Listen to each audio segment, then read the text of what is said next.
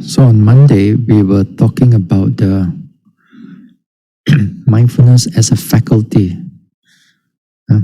And as a faculty and as a power, they look different from a beginner's mindfulness.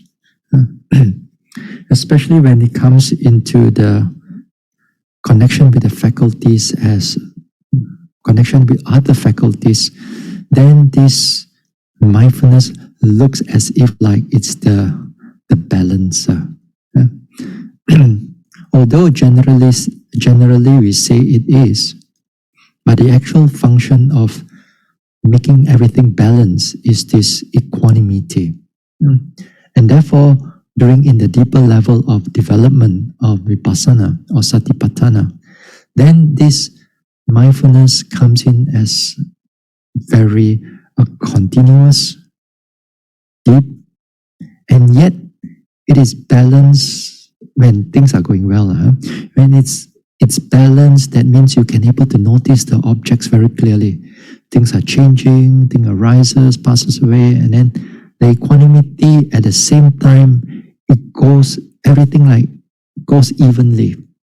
That you can notice everything carefully, clearly. No problem with the noting mind at that moment of time. And this is wonderful. The best is that we can able to maintain it as long as we can. But with the nature of our defilements, hindrances, our impatience sometimes, these things will come in to disrupt the imbalance, and therefore it is good that we are able to recognize the nature of those imbalance. So in order to bring back the mind which is balanced and able to note again. So this equanimity here, when it comes to the mindfulness, when this equanimity comes with that mindfulness, then some people may think that this equanimity is like you sit there, you're not happy, you're not sad. This is not indifference. This is not like you're gong gong, you do not know anything at all. You know everything, you know what is going on. And yet you're not being happy or you're being sad or being anything at all. There's no joy in it. I mean, there's not much of a joy during this time. The mind just go on quietly, clearly at this moment of time. When equanimity is there, for example, take a look at your pain. Take a look at your pain. Initially, in the beginning of our meditation, we cannot sit with the pain. Our mind is so easily affected by it. Twist and turn and change and doing this and that. And we cannot tahan. We cannot have that. We cannot be able to withstand the difficulty, the painfulness of those nature of the pain. But as you go into the deeper aspect of the meditation, then that pain, you can able to watch it. And yet the mind is not affected. The mind is not happy. And yet the mind is not going into all this aversion and so on. The mind can able to see it with a very well balanced mind and to know able to what is really going on with the different nature of the pain. Even the pain is strong. So therefore, equanimity is happening at this moment. It balances the mind in order not to go too much here or extreme, towards the extreme. We can able to balance with it. Or for example, another one is that we talk about that in the hindrances also. For example, let's see, when you meditate, when you're doing deeper aspect of meditation, and then sometimes the images of the past arises, okay? And some of the images that you don't want to see, you really feel like you just want to shut down, or we want to cry already. Yeah. Or the sadness start growing very strongly because somebody died or somebody did something to you, or you did something shameful, or you did something terrible, in the past. You just want to come out of it. And so a lot of times when this type of thoughts arises, a lot of times we are just like open up the eyes and then stop the meditation for a while. That's what a lot of us are doing, because that type of images are very strong and very impactful to the mind. Yeah.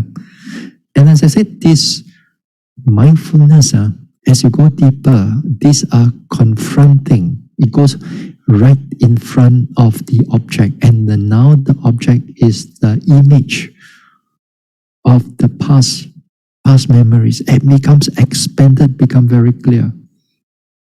And that this time, if you are not mindful, you are drowned into it. But if you are able to have that mindfulness, then at the same time, when the equanimity is there together with the mindfulness, then you can able to watch those difficult memories with a very clear-minded, very stable. The mind neither it's happy nor it go into sadness. Even it goes into sadness, but a little bit it just already come out from it, and then the mind able to remain in the balance, in the clear. Yeah. And then it's hard to do, and it takes a lot of practice. As I said, when the mindfulness goes deeper, these things happen. These things happen to the yogi. The mind can able to balance it. Yeah. So equanimity is there. So as I said, it's not in the beginning. You don't see those things in the beginning. It comes in with the deeper aspect of the practice. All right. So this is on equanimity. Now, last week also I mentioned that. Let me share the screen. Last week also I mentioned about some of the things that it comes with together with the mindfulness. This one we talk about it. As the mindfulness we have mentioned it quite a number of times. And this is neutrality or equanimity of the mind. Conveying the consciousness and the mental factors evenly to prevent deficiency and excess, or to prevent partiality, manifest as neutrality of the mind. It should be seen as a state of looking on with equanimity in the citta and the cittasika. Like the charioteer who looks on with equanimity at the thoroughbreds progressing evenly along the roadway. Okay? So this one. Also, at the same time, as you develop, not only equanimity comes in, it also comes in with a number of things. Perhaps you have seen it before, and in those days I also seen it, but I do not know how to put it into words until I begin to read about Abhidhamma. The moment I read all these things, I've seen all these things before, but at that time I do not have words for it, when I have the words and the label and the right terms for it, then only I can understand it, and then I can able to share it out now, more conceptually. But in the practice, I've seen all those things. It's just that I do not know how to put it into words only. All right? Now, let's look into this called the six pairs. Just like mindfulness and equanimity, while it's happening together, these six pairs of state, which later I'm going to look into it a little bit more, and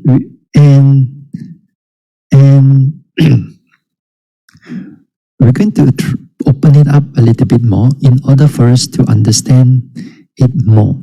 If you're an Abhidhamma scholar or an Abhidhamma student, you will come across this state of mind, these mental factors. These mental factors is part of the beautiful factors, or generally just wholesome factors. So this one It's that a lot of times we don't discuss about it. We talk about mindfulness, we talk about effort, we talk about concentration, but these things, hardly people talk about it. It's only when it comes into the deeper aspect of meditation, these things begin to show you more clearer. Okay? Okay, right. As I said, this mental faculty it's the talk on this mental faculty is more a deeper aspect of the mindfulness, not just in the beginning part of it. Okay, then this 6 pairs. Why you call it 6 pairs? Here the 6 pairs, it called in 6 pairs because in the Abhidhamma is connected with Chitta and Cetasika. If it connected with the Sutta, then it's the consciousness aggregate, Vijnana. And then Cetasika or Kaya here. Kaya here is not the body, Kaya here means a group, a body of the aggregates, because aggregates is already aggregate is a group already. Now you are just putting these 3 aggregates together in that sense. So you call it Kaya. Therefore, there will be Chitta Pasadi, Kaya Pasadi. So the Pasadi, that means that, for example, like number 1, the Pasadi that affects the Chitta, and then the Pasadi that affects what are the 3 mental aggregates? The 3 other mental aggregates is the feelings, the perception, and the sankhara, mental formation. Okay? Now, while we are going through all these things, just keep it in mind there are altogether 12 things because of 6 pairs. Altogether 12 things. But when we are discussing later on, I'm not going to talk about which one is Chitta and which one is Kaya. This is not Abhidhamma class. Abhidhamma class, perhaps they're going a little bit more. But what I want to equate here is that how these states of mind is connected while you are meditating, or perhaps even in your everyday life also. Okay? And these states, these 6 pairs, it belongs, as I said, to the beautiful states. If for Buddhajana, that means it still produce wholesome qualities, wholesome resultant, and it still produce wholesome resultant to you. So it is a wonderful state of mind. Okay. Now let us look at tranquility. Whether it's Chitta Pasadi or Kaya Pasadi. Now here is quieting the mental disturbance. Then here it overcomes or it subsides the restlessness and the worry.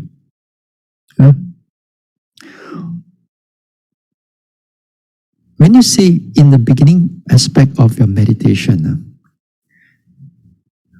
let's say right now also, let us all go into meditation, for example, instead of going into a talk. Then you sit down, you close your eyes.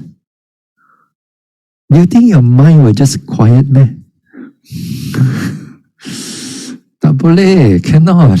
Your mind will be chi-chi-cha-cha, so much talking, so much everything inside there. That is exactly the opposite of tranquility.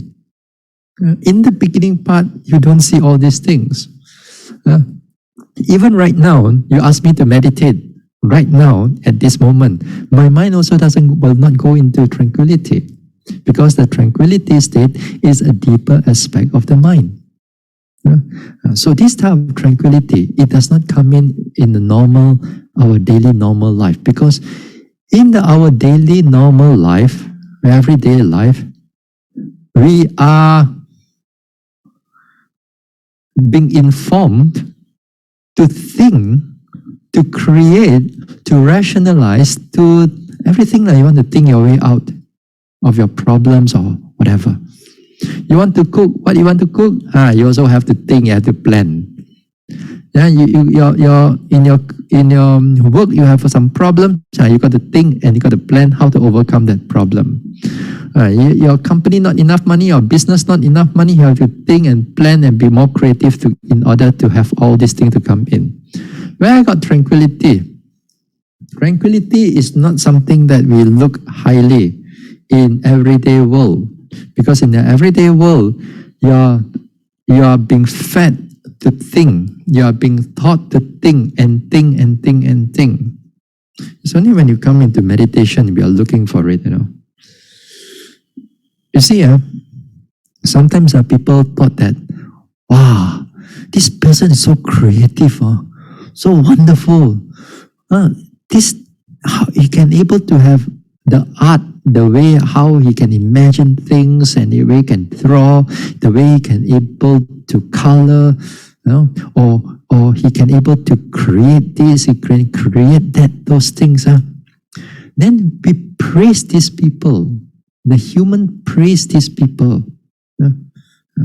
But they forget that the other side of it is that you ask them to quiet down. They cannot do that. They cannot do that at all. The whole mind is missing that aspect because they don't see this tranquility as something great. But now in the meditation, tranquility is something wonderful. Now it quiets the mental disturbance or mental noises. You will see that the thinking part, the thinking sometimes when you go into a meditation retreat or even in your daily aspect of your meditation, you know that these disturbances, noises and thinking are so much, so difficult for us to quiet down. Now here we already, during in the hindrances, during in the restlessness and the worry, the fourth hindrances, we have already discussed many ways how we can able to quiet the mental disturbance. It's best that, of course, you do it in your meditation practice. Then that one you can able to remember for your life. But if you just rely on what I talk only, then 3 more days you have completely forgotten what is being said already. Because there are so many talks that have been gone through, and every talk there's something for you to learn. So therefore, those method and all those things that I've covered on it. But what I'm trying to say here is that right now, as a faculty, together with that mindfulness and tranquility, when it comes in, when it arises, when this tranquility arises with that mindfulness, it means that the mind is alert, clear, able to notice what is going on because of other faculties are still involved, which is the concentration, wisdom, and so on. Those things are still is happening, But it is quiet from all these, floating thoughts that's passing through. Sometimes there's a small little noise and small little talking in the minds. Sometimes you can able to notice something in the foreground. You can able to notice, and yet the mind at the back there got a little bit of chi-chi-cha-cha, quietly. Wow, sometimes you meditate. Here, try to meditate. Here is trying to this one. Sometimes some yogis bosong one, They want to stop the whole thinking, and just want to notice those things. The more you suppress these things, the more you want to suppress that noise, the more sometimes the anger arises, and then the whole mind become overwhelmed by aversion. What you should do is that you kind of like be patient with it. Just be patient with it. Sooner or later, this type of little thoughts will slowly go away, as long as you can able to notice what is going on. Sometimes it doesn't really go away. Go a little bit calm, take it also. Take the meditation also. Don't think that the meditation, everything must be laid down, sui. The mind is all black, must be all clear, no thinking, then only you start meditating. No way. You wait until that time, you die and then you reborn again, still nowhere else, and reborn again, still nowhere else. So you have to take it. It's more like, sometimes it's more like 80% noting, or 90% noting. The 10% is a bit of noise at the back there. But this time, when it comes with tranquility, it's 100%. It's so, the mind is quiet, but the mind is quiet and yet it's just fully alert of what is really going on. For example, you notice the in-breath, out-breath, the changes is going on, the rising, falling, is everything there without all this noise. Even the labeling that you, when we begin to do meditation, you notice this in-breath, out-breath, Buddha, or rising, falling, and all those things. This time, everything is gone.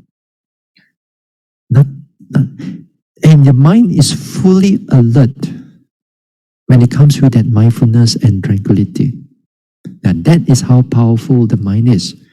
Don't think, please, don't think that this tranquility is like you meditate already, and then after that, everything shut down, quiet, and then you do not know anything already.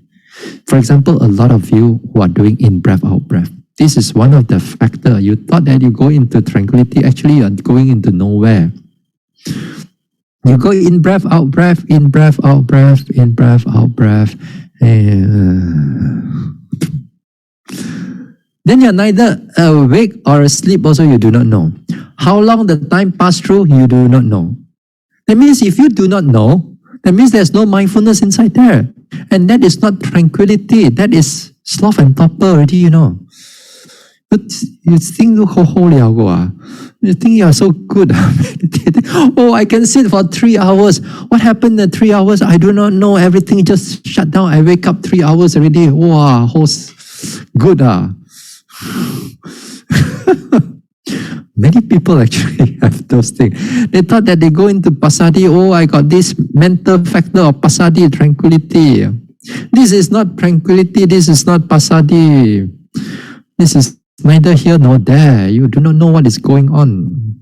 This tranquility really comes with mindfulness and its balance. Even if you do samatha meditation also, your mind also have that alertness, that mindfulness is still involved. If even in the samatha you do not know what is going on, you meditate until you do not know, then something wrong already. Even in the vipassana also the same thing. They watch the rising or falling, they watch the pain or whatever. Usually not the pain, usually. The pain usually make you very alert. Other object usually make you, like for example, they watch this small subtle object, like the mind. They watch the mind, they cannot see it and everything, battery everything gone. Quiet and nice. Just like the samatha meditator. It's the same thing because the energy drops, everything drops, the mindfulness drops, and they thought that this is tranquility. This is not tranquility. So the quieting these mental disturbances, when they say tranquility, it comes with that alertness, the clarity of the mind. The faith is still working, the wisdom is still working. So don't think that this tranquility. So when it's come together with the mindfulness, it is wonderful. So this tranquility also in another chapter, another time, maybe on 7 factors of enlightenment. Then tranquility is part of one of the factors of enlightenment. In the Abhidhamma, it just divided into citta, kaya, pasadi, and all that. So we don't go into which one is which one. Even though I can talk about it a little bit, but not necessary that. What is important is that you kind of like, as a meditator, you kind of like aware of what is going on. Sometimes when these things happen to a yogi, a yogi thought that something wrong with the mind. How come? For example, especially with the labeling, they are so used with the labeling, rising, falling. Then after that, suddenly, hey Bhante, how come my mind cannot label one? I can still able to notice, see, I think something wrong with me already. Because when this thing is happening first time, it's exactly, you thought that something is wrong with your mind. But actually, when you get used to it, it's a wonderful state of mind. Tranquility. Yeah? Sometimes you call it peace, but peace may not be this one. Again, the word here sometimes for many people have a different idea. Even sometimes I listen to some Abhidhamma teachers talking about pasadi. They talk about the mind go into quiet. Just now, like what I said, the negative one, go into everything quiet, nothing. And then they tell the person, the students, all the Abhidhammas are to do like that also. See,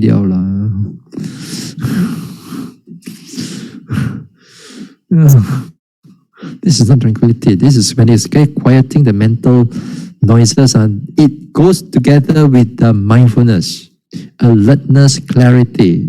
Yeah? Number 2, lightness or agility. Lahuta. The capacity of the mind to turn very quickly to a wholesome object, opposed to the heaviness of the mind, opposed to sloth and torpor. Okay. Now here when it says opposed to sloth and torpor, imagine that when you have sloth and torpor when you are meditating. When you are meditating, when the sloth and torpor is there, how do you feel? The mind feel like so sticky, so heavy, does not want to work or do anything at all. Just the mentally just lazy already at this time. So when you are completely free from that sloth and torpor, you see that the mind can able to start noting everything very clearly again. Usually in the Vipassana meditator, a lot of times we have this sloth and torpor, sometimes in every sitting. But there are also meditators, even with this sloth and torpor, they make really good, they try this and try that, they make effort in order to overcome the sloth and torpor in many ways. That also we talk about how to overcome and so on in the past during the hindrances talk on hindrances. Then here, if they're able to overcome the sloth and torpor, then they see that the whole mind alert again, can able to start to become light and able to begin to notice a rising, falling in, breath out, breath, everything very clearly. So when there's a contrast, you see that the mind it's when there's sloth and torpor, and immediately when you're free from that sloth and torpor, you feel that it's really good. The whole mind is light again. In that sense, in the deeper aspect of it, the lightness or the agility, that I gave the example, how fast one can enter into or arise from or arise out from a jhana or a nibbana. Okay. So for example, you are a samatha meditator and you're already able to develop jhanas, for example. First jhana, second jhana, maybe third, maybe fourth. Now, while you are practicing, immediately if the teacher asks you, can you go into jhana right now? Then the mind, if it's light, very fast, it can able to, within a few seconds, boom, into jhana already. They're gone into jhana. This is how fast they can go in because of their lightness of their mind. If you're a vipassana meditator, then that means perhaps you already attained first jhana, second jhana, and so on. And not all the time you can able to see nibbana. But the thing is that when you want it, when you want to go into it, can you immediately goes into it? I think maybe this is not a very good example because all your face also all your face also question mark. Kong mi jhana, kong ka nibbana, aboi kau hai ping na be kong ka ne hui. I'm not. So wait. I think this may not be so good. But those who can, just to give you an example, those who can, they can able to enter into it or come out from it. Maybe the second other example is easier. When your mind, for example, when it notes the in breath, out breath, or rising, falling, or any sensation, can you sit down there, immediately goes into noticing arising and passing away? For example, a number of you, for example, I know that in the retreat, you could go into seeing this arising and passing away. Titi tata, oh, wonderful. In the retreat you can do. But when you come back after a while, and you have not been in the retreat for some time, how fast can you go into all this rising, falling, in breath, out breath? You struggle for a while, struggle. Then after that, rising, falling become clear again. There. Pain also become clear again. Now I can able to notice the pain with more carefully. Why? Because the mind is heavy in a way. Because it cannot able to turn quickly into those objects. So usually you see this lightness and this agility of the mind is when you are in a long retreat. When you're in a long retreat, as you develop further, then that time, sometimes I ask the yogi, hey, you sit down already, all these phenomena start already. For example, that's a rising, falling, pop, in breath, out breath, everything. Does it start immediately? Or you have to wait until 15 minutes later, then only something come up. Yeah. You see, some of you, perhaps you have been meditating, you know that during in the retreat, you're able to do that. Sit down already when you're after a week or so, not like we are not talking about first day, second day. If those of you just do 3 days only retreat on, then go on, don't you wouldn't able to understand it. This one now, when we talk about tranquility, agility, you have gone into a retreat like 1 week or 10 days or 2 weeks, depending on you. But usually after a week or so, or 10 days or so, then these things become much more clearer to you. You sit down and the object is coming in very easily for you. So that means you can able to turn the mind quickly into the meditation object and you begin to note everything already. So this is called, in a way, lightness. But we don't see it, we don't normally talk about it, in this way. We just say, are you mindful or not? You're mindful. It's so easy for you to note from your walking into sitting, and you're able to note your sitting objects, this and that. So this is what is happening now. The lightness of the mind, or agility of the mind. Okay. Third one, malleability or the word pliancy. This is what we call the softness of the mind. Subsiding of mental rigidity, adaptable to various meditation objects, opposed to wrong view, conceit, stubborn, etc. All right. Softness of the mind.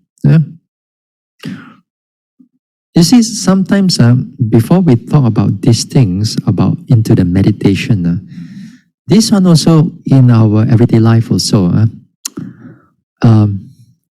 it happens also, whether your mind is fixed to a certain patterns of ideas or thoughts or not. Take for example, idea of death. Think of something, idea of death. Simple example. When we talk about the idea of death, some people, I don't want to hear Mang Kokong now. I don't want to hear all this type of death knowledge. I don't want to hear of all this death thing. I want to hear happy, happy only, everything happy only. All this death is so, no, don't talk about it. As I said, like, for example, Chinese New Year, we very pantang, Why pantang? Why all this taboo and so on? Because we're holding on to a certain idea of death.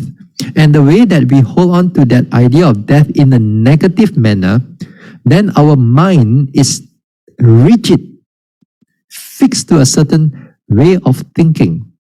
Yeah, fixed to a certain way of thinking. Or sometimes you go into a meeting. Sometimes like people like they give various idea. Come to the meeting, and then some people are so fixed with the idea, thinking that the idea is the best, and other people's idea is no good at all. And then another fella will think that his idea is the best, and others is all no good at all. Even others will tell you that there are some problems with this. No, my idea is the best. These are the things that perhaps you may hear it in your office and so on. They are fixed, they're stubborn in their perception or their views or their conceit or their wrong views. So the mind is not open. The mind is very closed. So to give you an idea about these things, and the mind is not soft and it's not pliant. That means he cannot able to come out from the fixed thinking to more open thinking, to open-mindedness. So the mind is very, here if you don't have this malleability or pliancy, the mind is rigid. What else is there? Let me see, softness. Yes, another thing. For example, if most of you right now want to become a nun or a monk, and let's say, oh, you cheng sim already. Your heart is filled with a lot of faith. Let's say, okay, you want to give up everything. You want to become a monk or a nun. For me to take you in, I have to think twice. Or think a lot of time before I want to take you in. You know why? Because most of you here are already like 50, 60, want to die already. And those of you are not because you want to die. It's because you got 50 or 60 years of fixed idea already. Your way of thinking, your way of your lifestyle, everything is so fixed already. You're not like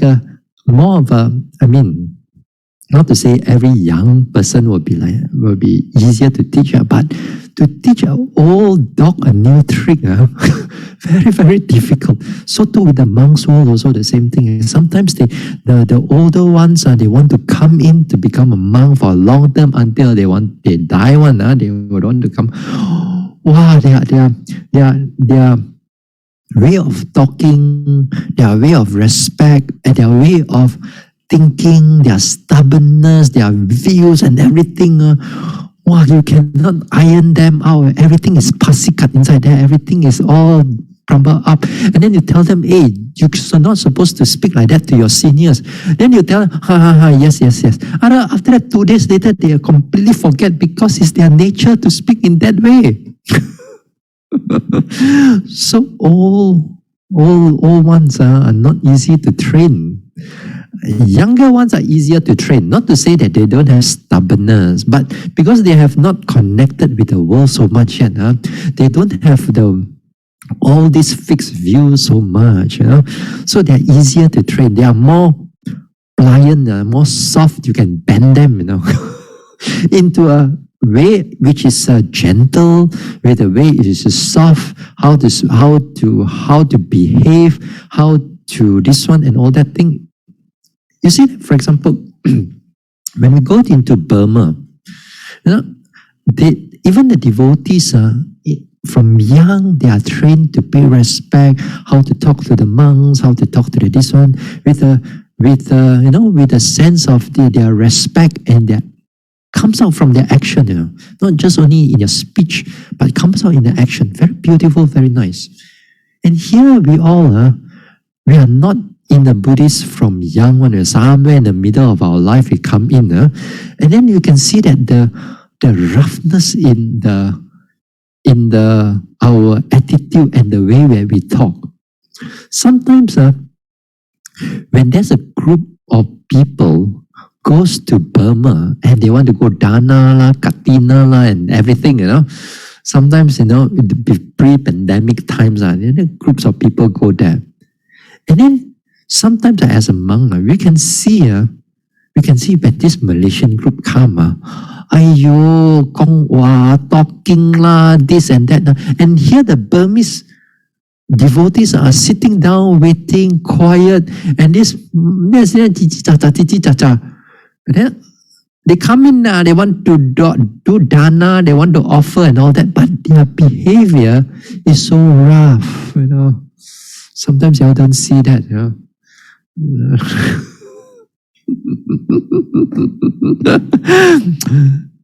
Sometimes it's hard for y'all to see these things until you have eyes like mine.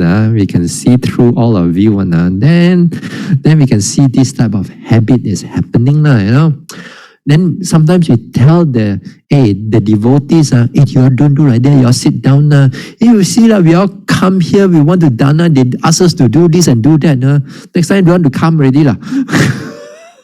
Then the ego, the view, all hold on together. Just to mention something. But anyway, come back to our faculty. Now, because of our faculty, and when it comes into that mindfulness thing, all right, when it comes to that mindfulness and with this malleability, then, for example, I put it there, changing from a sitting object to a walking object. Okay? Sitting object to a walking object. Now, some people, some yogis, or even actually a number of yogis, they have a hard time to change from a sitting object to a walking object. You thought that you just because you know how to walk, just you think that you know everything about walking already. Actually, no.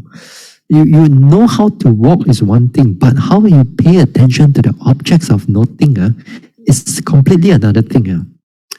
Now, many of the yogis that I've gone through, I've seen, when you ask them about their sitting meditation, they can describe this sitting, rising, falling here, this, that, wonderful. Good. Now you tell me about your walking meditation. When it comes to walking meditation, lifting, pushing, dropping. Lifting, pushing, dropping. What else can you notice? Can you see the changes in the sensation and all those things? Cannot la, Bhante. Cannot.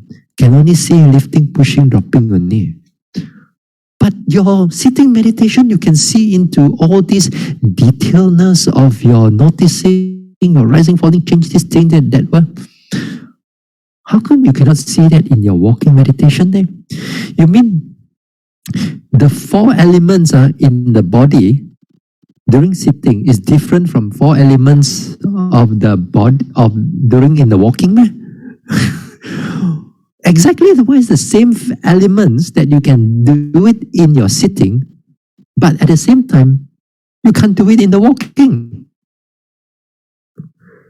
They're the same elements only, but how come the mind cannot truly goes in to see exactly what you have been seeing in the sitting meditation? Why? Because of this mind is a bit rigid. Not to say you're still able to meditate, but when it comes into your walking meditation, you cannot note as detailed as what you are doing in the sitting. And that is where I give the example of like an aeroplane, You want to progress further, you want to progress far, but when you see the aeroplane got 2 engines. This time it's only one engine functioning, the other engine is sleeping.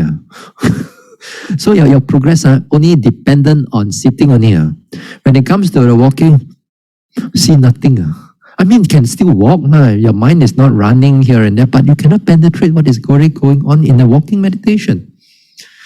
You can see a lot of insight. Oh, this is changing impermanence, everything. When it comes to a walking meditation, everything is just lifting, pushing, dropping only. Lifting, pushing, dropping. Where's the arising and passing away that you can able to notice in your sitting meditation? Why? Because of a certain, sometimes this thing very difficult to teach how to. And then after if I power and then lagi susah and then the whole aeroplane explodes. Worse, that one worse. So at least you fly on one engine better than fly on no engine or the whole plane explode. So at least you can able to work on one better than nothing. So that's why, as I said, why sometimes yogis are slow in their development, because they can able to do one thing only. When it comes into, let's say, daily activities are even worse. They can't even feel what is really going on. But when it comes to sitting meditation, they go, wow, they can see this, and that. And they come to walking, nothing much. And they come to daily activities, lagi, nothing much. Even more nothing. Yeah. So here is what we call the mind is not able, the mind is rigid sometimes because of certain idea of form is there. The idea of, sitting is you have that form, or walking, you have that form. Daily activities, you got this form. Because you still maybe are holding on to that idea of form, then maybe not, because you cannot able to penetrate other meditation object. Yeah. Even like standing also the same thing. You can able to notice the arising, passing away in the sitting. When it comes to standing, everything just quiet. Nothing happened, nothing moves. This is what I meant over here. So that one, I think if you're a meditator, then you can see this type of things happening. This type of happening. So if you have become much more proficient, much more better in your practice, then you see that your mind becomes softer and gentle, and you can able to do whatever object that comes in. So to like another example, like from a samatha to vipassana meditation, or vipassana to samatha meditation. Sometimes you may notice that, okay, now you do a lot of vipassana meditation. Okay, let's all change to metta meditation. May I be well and happy. Then after that, you go back to your rising and falling. Papa. Then, no. Supposed to do metta. May I be free from harm and danger. May I be free. May this and may that. Then after that, a while you go back to your rising, falling again, and then watch. Hey, I'm supposed to do metta. Go back again to metta. Why?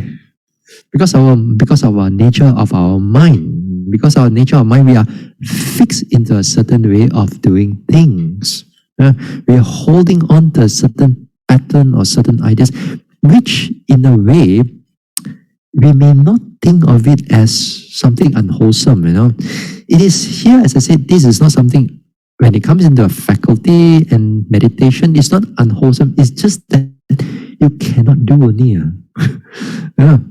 It's not that you're going to go to hell or go into animal. No. This is not. It's just that you cannot do only. But when you can actually do it, you can find that while you're meditating for a while, you come out from, let's say, from Nibbana. Immediately after from Nibbana, okay, forget about Vipassana a while, and then let's go into Samatha. Go into Samatha and then just change and then go into Jhana. Without coming back into Vipassana. That means the mind is so soft and it's so gentle and it's so flexible in that sense. Yeah. So that's why it is so interesting. This type of this type of things that's happening in our practice. So we don't realize that we have these certain patterns of our minds and mental habits that we are forming all the while, and then it comes out little bit. So things like that. Okay, this is called malleability. So when it comes into when it's balanced, when it's clear, you can see that the mind can change from sitting, immediately come up into the walking. He can able to start doing the walking very clearly. Just like continue from the what you stop from the sitting, it goes into the walking, and you can start noticing what is happening in the lifting, pushing, dropping already. Another example is this. On the third one, also the same thing, is that some people between mind object and body object. In the beginning part, when you start to become slightly more proficient, better in your meditation, you can notice this rising and falling. Wow, notice rising and falling. Notice this in breath, out breath. Very good, wonderful. But when you come to noting the mind, everything's just stopped on it. The mind is just blank on it. You can't see anything. Then you go back to a rising, falling again. Wow, the rising, falling can move, this one, everything here. Then you try to notice the mind. Blank again. Same like this is called malleability, because the mind is not soft enough to able to tackle or to able to watch the nature of these states of mind, or the chitta, or the consciousness here. So this is called malleability. Okay. The fourth one is called wieldiness or workableness. Here it's subsiding the unwieldiness, not become too soft or become too rigid, in the sense that right now it opposed to the sensual desire of ill will. Sensual desire makes the mind become too soft or too dilute, whereas ill will makes it too rigid, hard, or contracted, in that sense. Ill will here, we have to look into it as when we are meditating. Here the ill will is not like hatred, it's just like the bosong. You are just a slight aversion of things. Because the mind, you see that it begins to contract already. Take for example, when your mind able to notice the pain, when things are in the state of balance, you can able to notice the pain and what is going on with the pain. You can see it nicely, wonderful, good. But later on, you find that you begin to struggle already. You begin to struggle with the pain, slight aversion coming up already, and then with the background aversion coming up, the mind will start thinking of, should I stop or not? Should I shift the leg or not? Should I do this or should I do that? The mind begins to contract already, become rigid already, because of that aversion is slightly coming up. And it's more that it's stronger. As the pain becomes stronger, the aversion starts to come up even stronger. Then that mind is already contracted, already hardened already during that time. The mindfulness is disappearing already. Sometimes the hardened thing, like mentally you are hardened, it makes the body also become very rigid. Sometimes you can see that when they bear up with the pain, they sit until they tense up the whole body and become so with the body, and then they cannot tahan. They still want to tahan. They grate their teeth. Oh, the time is not up yet. Wait. It's rigid now. You can see that sometimes in the past also we did all those things, but we don't have a name for all these things until we later on. Then I know all these type of things began happening. So too with sensual desire. Sensual desire makes the mind become soft. Sometimes if at one time you meditate, let's say sitting, your mind is able to sit down very, very nicely. You can sit on it erect. Your body is erect. You can able to notice your objects, your main objects here and there, and it's good. But then after that, beautiful objects like in the image comes in. Like in the image comes in. Then you forget about the meditation object, your main meditation object, and then your attention unmindfully goes to noticing the beautiful objects that comes up or mentally, like image and so on. Then you see that your body also begin to soften. It becomes senge already. Just now was erect, now it began to hunch a little bit already. Hunch a little bit, and then you sit there, just enjoy. Sometimes some yogis sit there and when not only they enjoy, they start to smile. Wow, so nice and everything. And then suddenly they realize, hey, I'm not supposed to go into all these type of thoughts. And then when these type of thoughts disappear, then the body and the mind goes back into clearness and the body becomes erect again. So this part, the wilderness also, it means that when you want to work on your object also, your mind is not too soft or not too rigid. Not soft like it becomes like not workable. And they give the suttas give the example of the gold. They give you an example of gold. If you want to form the gold into an earring or to any form of jewelry, then when you melt it, you want to melt it, and then later on when you want to shape it, you cannot be too hard. Also at the same time, when you want to shape it, it cannot be too soft.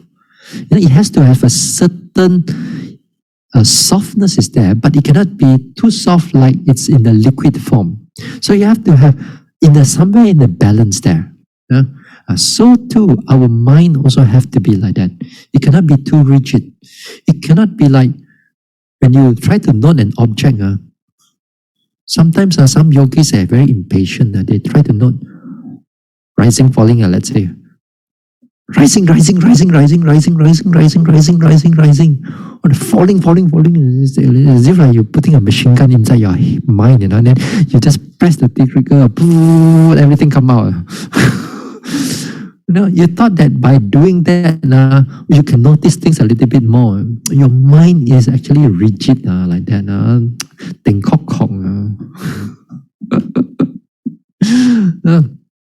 And then on the other end, it becomes too soft. Then they try to note, 整个的修戒sorry 整个修戒 rising, falling, rising, falling, song rising, falling. What else you see? No, just rising, falling. Too soft already, the whole mind. You're not able to notice what is really going on there. You're just the mind, you make it too soft, too gentle, because sometimes maybe their character is like that, their everyday character is like that. Then when they deal with the meditation object, their character also are inside that noting mind, and then it becomes like that also. Some yogis it's like, as I go inside there, I want to fight with the meditation object. At one time there's a yogi come into reporting to me in Kuching. This yogi come in meditating with the fist like that, like that. Bhante, this rising, falling, I want to fight with it. Fight me, fight. With the fist like this, how do you meditate? Or Bhante, with the pain coming on, long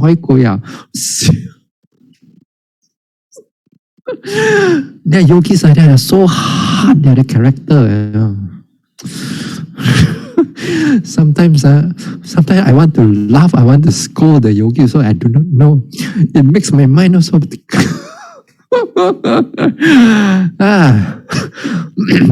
Yeah, that's it. It's so hard and so this one. So it's here the wilderness is that's not too hard and not too soft. And then the mind can able to work on that object. Now a lot of times Sayadaw Nyaya Punika, when he gave the instruction of Vipassana, and I remember it very much, says, hey, when he gave the instruction to the yogis in the Dhamma, he said, be gentle, be soft. Be gentle, be soft in your meditation, but not in the sense of too soft, because there are a lot of yogis are very hard, very hard inside there because maybe of their nature in their everyday work, they got to be, with the DAP song, the DAP song, I that type of mentality that they have. You do not know the DAPs, okay, never mind. If you're not from Malaysia. Anyway, it's called wilderness. Number 5, proficiency, spontaneity.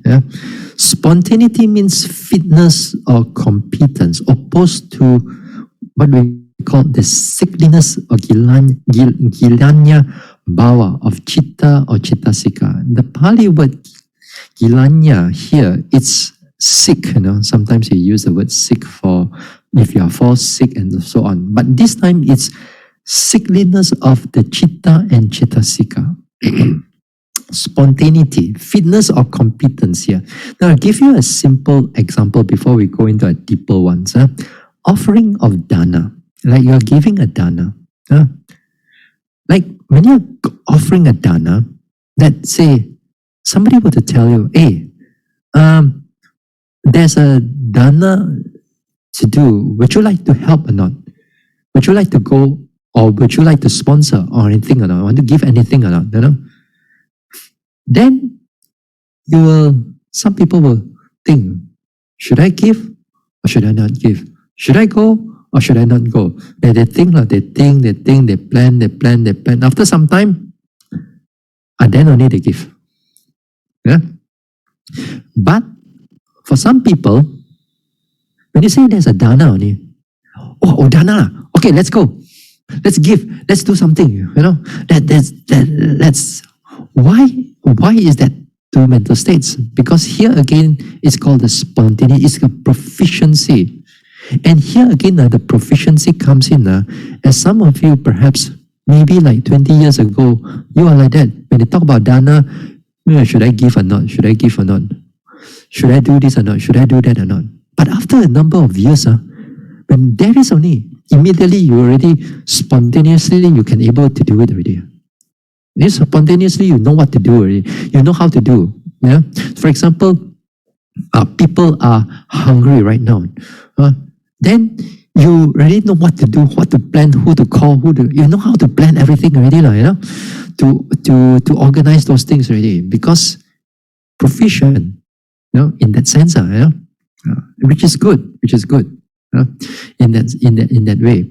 And it takes you quite a long time, to have that proficiency. It takes you over time to train again and again and again and again until you have what the Pali word, sasankarika to asankarika. If you are the Pali scholar, or Pali student, proficiency is connected to wholesomeness, and here is part of the sasankarika, asankarika thing. So proficiency is the asankarika, unprompted, spontaneous, unprompted. You don't have to need a lot of prompting and thinking and so on. You can straight away able to do it already. Yeah? So too, the same thing when it comes into a meditation object. Yeah? For example, when you come into a hindrance, let's say sloth and torpor arises at this moment of time. What should you do? How to overcome it? If you have not trained and your mindfulness is weak, then the hindrances will start to overwhelm you because you do not know the way how to overcome the hindrance. You're just like going on, Bhante, every time I meditate, this sleepiness comes in. How? You do not know what to do. So they fail at that particular sitting. Sometimes when they listen to some Dhamma talks, even some yogis, they listen, but when they come to meditation time, they forgot what to do, They forgot what to do.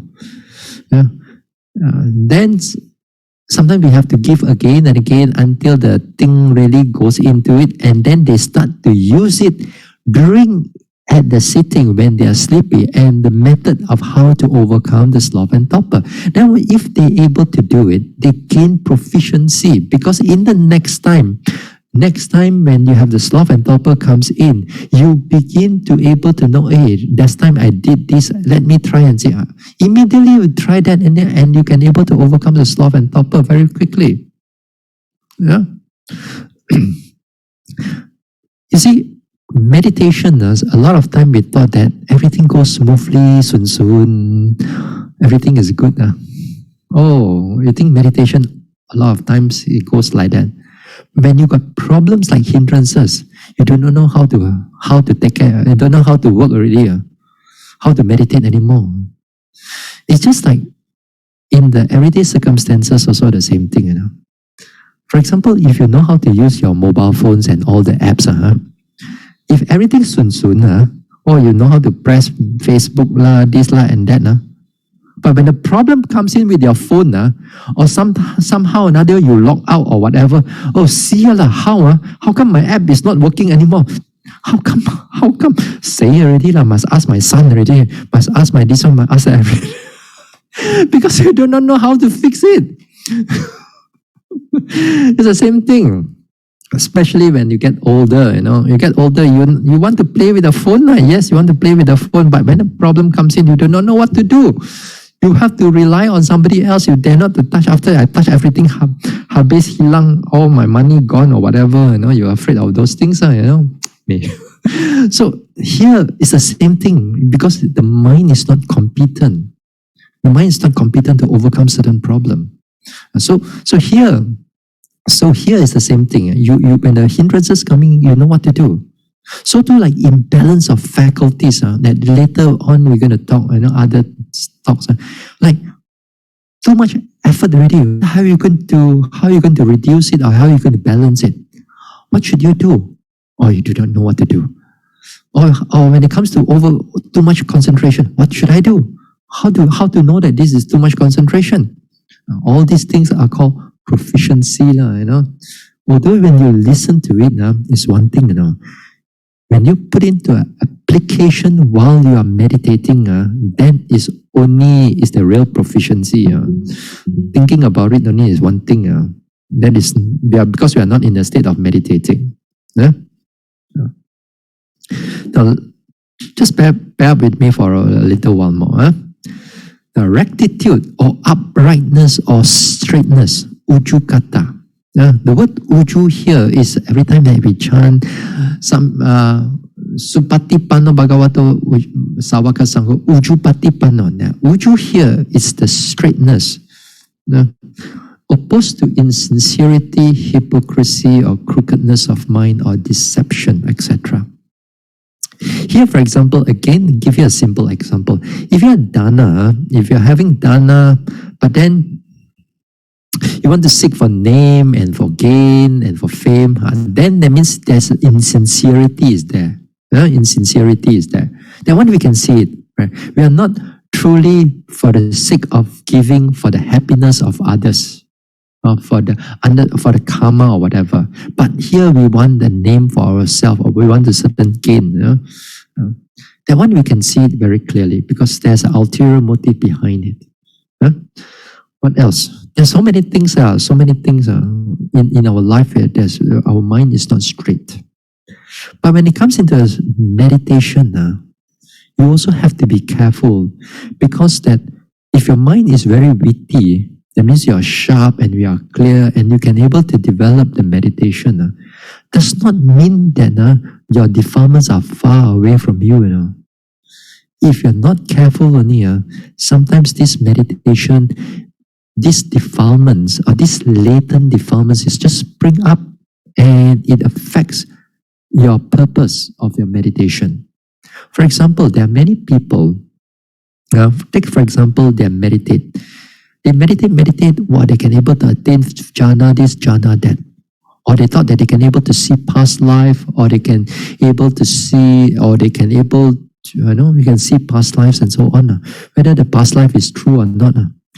But then after that, with their ability that they have, they want to, they have the motive to become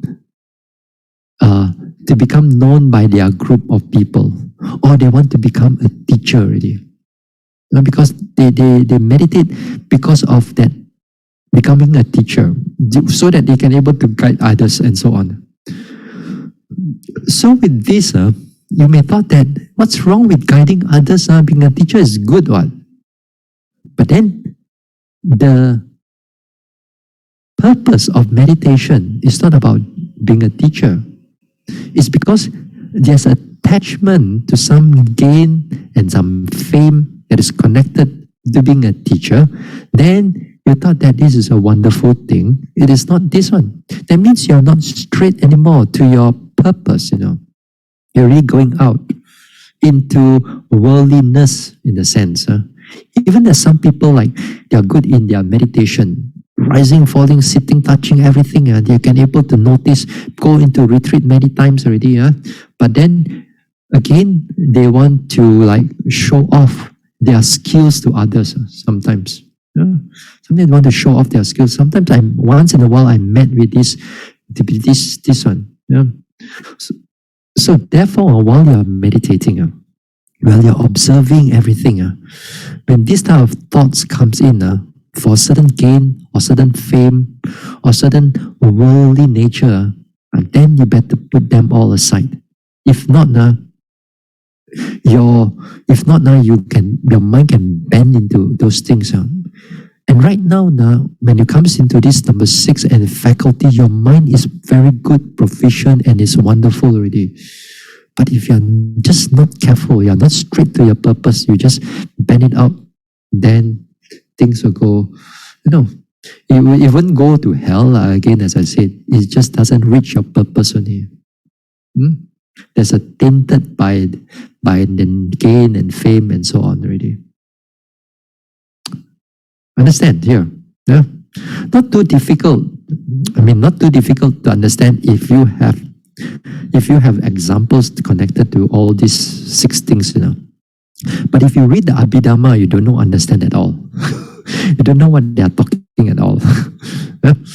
So here, and I said with this, the 6 things here, as I said, here when you are able to meditate, all these things, when you are clear and so on, all these things comes together.